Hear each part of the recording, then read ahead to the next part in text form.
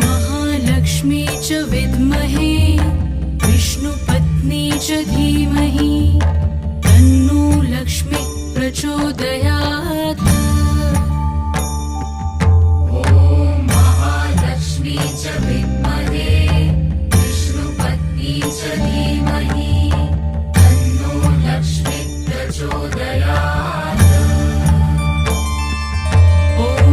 महालक्ष्मी च विद्महे विष्णुपत्नी च धीमहि तन्नो लक्ष्मी प्रचोदयात्।